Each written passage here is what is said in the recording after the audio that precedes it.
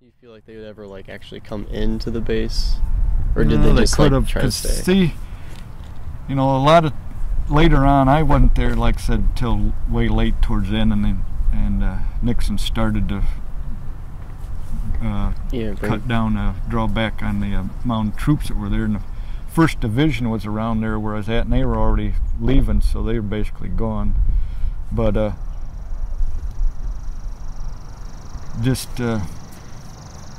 what happened is, as we got smaller and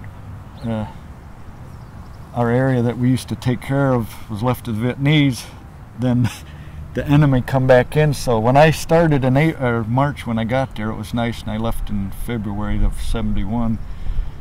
It was like two different time periods. It was fairly safe to go around some of these places, and then when we're not there anymore, it was like regressing back into the early '60s where it wasn't safe anymore. And places we used to go where we felt safe, then you go that, well, I got to watch it because, you know, don't go any farther than this because the enemy's in that area. But what happened is a lot of times they referred to the enemy as the Viet Cong, but basically where we're at, where the Ho Chi Minh Trail came out of Cambodia towards Saigon.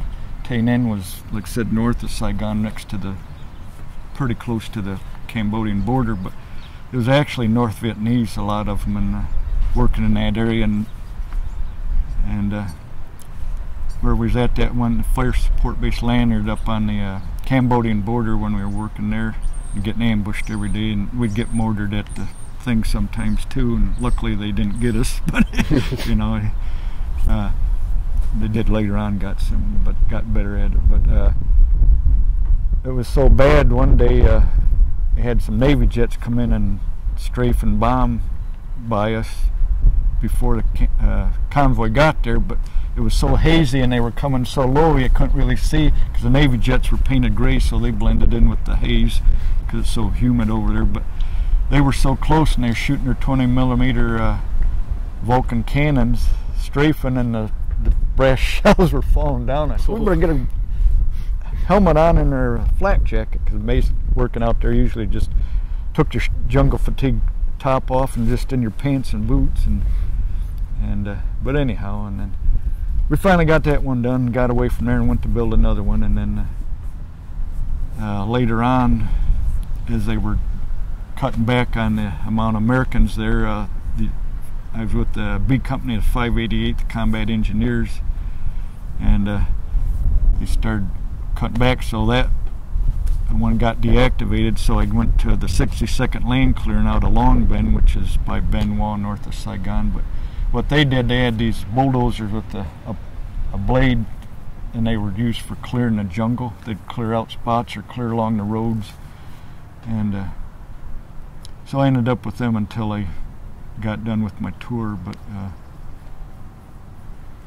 yeah, most of the time it was boring and hot. Once in a while it was scary, and sometimes it was exciting. And was it just like a roller coaster? Yeah, but one time we were going along this road, and there's what they called it the Black Virgin Mountain. It's just about 900,000 foot hunk of granite up out of the ground there, and Nguyen Ba Dinh was the name, the Vietnamese name of, but it translated into Black Virgin Mountain. But Americans were on top. They had like radios and stuff transmitting, and lunch there by the mountain, and then okay, we get ready to go. And then one sergeant was walking ahead, and he says, I just saw something funny. He says, what? Well, there's two guys, Vietnamese, come out of the banana trees there by the mountain. We had to go down this road around the mountain, and we stopped for lunch there by the mountain, and then okay, we get ready to go. And then one sergeant was walking ahead, and he says, I just saw something funny. He says, what? Well, there's two guys, Vietnamese, come out of the banana trees there by the mountain, seen me and run back up into the trees. And, they did, huh? So we're going along, and all of a sudden, and it was like a 51 caliber machine gun, a heavy machine gun, and so everybody jumps down, and oh, geez. And so we're there for a while, and then we shoot a little bit and stuff, just move around, and then, well, now what are we going to do? And the lieutenant went with the tank somewhere else, and all we had was a 3/4 ton pickup or truck with a 60 caliber machine gun, and then our M15s and or M16s, and We waited a while, nothing happened. After, well, what shall we? Well, let's get up and see if they shoot at us again. Then we go down the road, nothing happens. Come around the other side, and there's some guys from an armored unit with a tank sitting there. I said, "Where'd you guys come from?" "Well, we just come down from that road. We got ambushed." "You did? Well, we got orders not even to take our tanks down that road." And Jesus, what are we doing down there?